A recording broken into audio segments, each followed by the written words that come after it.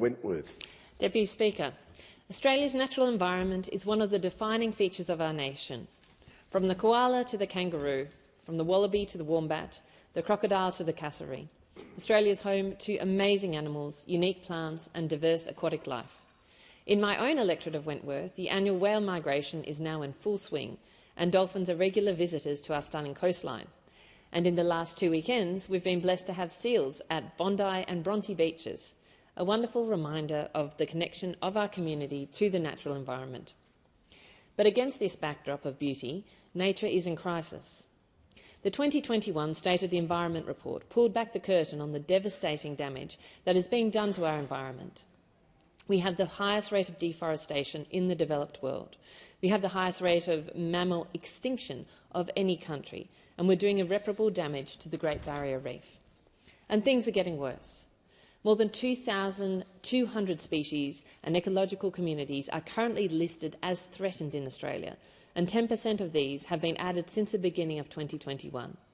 Add to this the existential threat posed by climate change, and our environment has never been in greater danger. Our failure to address this decline is in no small part down to our broken environmental laws. The EPBC Act was introduced under John Howard a quarter of a century ago, and the laws are still stuck in the past. They don't protect the environment, and they don't work for business either, who are tied up in a slow process-driven approach to environmental approvals. The Minister has rightly acknowledged that our current laws are not fit for purpose and that major reform is needed, and I completely agree. But unfortunately, the bills before the House are not the major reforms that we need. They are more limited changes, which, whilst welcome, still leave room for improvement. Deputy Speaker, there are 3 bills in this package, so let me take each one in turn, starting with the Environmental Protection Australia Bill. It's been clear for a long time that our environmental laws are not properly enforced, that environmental approvals were subject to inappropriate interference, and that there was a lack of expert-led assessment of projects which have big impacts on nature. The community has lost trust in environmental decision-making, and that is understandable. The government's commitment to deliver an independent National Environmental Protection Agency is therefore welcome. This introduction of a federal EPA is a significant and long overdue reform, one which myself and many across the environmental movement have argued for. And there are important changes in the EPA legislation, changes that strengthen penalties for non-compliance, that alter stop-the-clock provisions so that we get decisions more quickly, and that enable stop-the-work orders to be issued where there are clear and present dangers to the environment. These are all important and welcome. But to be effective, to move beyond being just another environmental agency and to be trusted by the community to make environmental decisions, the EPA must meet certain standards. It must be independent in its construction, transparent in its decision-making and led by experts. It should have clear and legislated objectives, and it should be properly funded from the commencement. The Victorian and New South Wales EPAs, as well as EPAs overseas, provide helpful examples of how this can be done well. However, as is currently drafted, I have reservations about whether these minimum standards have been met. The CEO of the EPA is appointed by the Minister, with no independent assessment process and no oversight from an independent board. Whilst the CEO may constitute an advisory group to provide guidance on decisions, there's no legislative requirement for this advice to appear in a statement of reasons for particular decisions, and so we may not have transparency of whether the CEO's decisions were aligned with expert advice or not. Furthermore, whilst the bill allows the Minister to delegate certain functions to the EPA, there is currently no requirement for the details of that delegation to be made public. As a result, it won't be clear which types of decisions will be delegated to the EPA, which ones will not, and why. And despite extensive consultations over the past year, there is also not a clearly defined ministerial call-in power. So we won't know when the Minister has decided to take over and make a decision instead of the EPA. This lack of transparency creates risk, and importantly the perceived risk, that environmental approvals will be shrouded in the same secrecy as flawed systems in the past.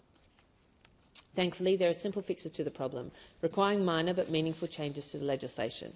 I thank the Minister for her constructive engagement with me and my team on addressing these issues, and I look forward to continuing to discuss this as the bill moves to the consideration in detail. Deputy Speaker, beyond these issues of transparency and independence, I also want to put on record some of the issues that the business community have raised with me about the bill. These relate to 3 key areas. First, ensuring the EPA and its CEO are accountable for their performance, whilst maintaining independence from government. Second, providing appropriate checks and balances on the new stop work orders so that projects cannot excessively or indefinitely be delayed without due recourse. And third, ensuring that new penalties in this bill are applied in a proportionate manner. I encourage the Minister to continue working with the business community, in particular representing those proponents of projects that are essential to our clean energy transition, to address these concerns. Deputy Speaker, I now would like to turn my attention to the Environmental Information Australia Bill. This is a reform that will make a real difference. The creation of the EIA is an important step to ensuring that businesses have easier access to the environmental data that they need, and ensuring the community has more transparent information about the state of the environment. One of the major inefficiencies in our current approvals regime is the continued collection and recollection of the same environmental data. It's costly, it's time-consuming, and it doesn't work for business or the environment. Professor Jean Samuel's independent review of the EPBC Act recommended a quantum shift in data collection and information systems, and this bill will help to deliver that. One of the centrepieces of this bill is a requirement for a State of the Environment report to be published every 2 years. It is important that we have more regular assessments of the state of our environment, so I strongly support this new requirement.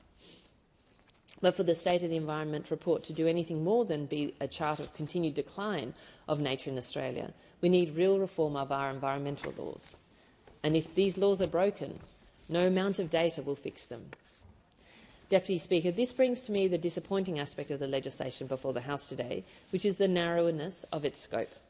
The gaping hole in these bills is the absence of changes to our underlying national environmental laws, which Professor Graham Samuel described earlier this year as gobbledygook and an abysmal failure at protecting our environment over the past 25 years. It is crystal clear our national environmental laws are in need of an entire rewrite. That is what the government has promised, but which we are still waiting for. The consequences of this delay are dire, because businesses will continue to face an inefficient and process-driven approach to environmental approvals. Native forests will continue to be logged in New South Wales and Tasmania. Land clearing of endangered habitat will continue because much of it does not require referral for assessment under the Act. And our national environmental law will continue to omit consideration of climate change, the biggest threat to nature in Australia. I want to take a minute to talk specifically about climate and why it's so important that it is integrated into our national environmental law. Because the truth is, human-induced global heating is having a devastating effect on nature, with rapidly rising ocean temperatures, floods, fires, droughts and extreme weather causing enormous damage to our environment. Our main environmental law does absolutely nothing about this. The EPBC does not require emissions to be considered when evaluating project proposals and doesn't even require them to be disclosed. As a result, 740 fossil fuel projects have been approved since the EPBC Act came into effect, including 4 new coal mines during this parliament. On the other side of the coin, because climate is ignored, our environmental laws don't recognise the positive long-term benefits to nature of renewable projects that reduce climate pollution. As the Clean Energy Council put it in their recent submission to the Department's consultation, climate and nature are not separate phenomena, and treating them separately is leading into a false dichotomy. The government has indicated a willingness to incorporate climate into our national environmental law in a manner consistent with policies like the Safeguard Mechanism. But the can has been kicked down the road, and we simply cannot afford to wait any longer. Deputy Speaker, I want to conclude by acknowledging that the road to real reform never did run smooth. It is not easy to rewrite our environmental laws. It is an incredibly complex process, fraught with challenges and conflicting opinions. If they're going to stick, they need to stick. If these are going to work, these laws need to stick. And the needs of the environment need to be matched with the needs of businesses, and this needs to be something where people can come together. And I do know the Minister is sincere in her commitment to getting this right. I desperately want her to succeed, and I will be willing to work constructively with her to get a good set of laws through this Parliament. The time is running out. It's running out for our climate, and it's running out for the environment. And the reforms contained in these bills may present some progress, but we need so much more.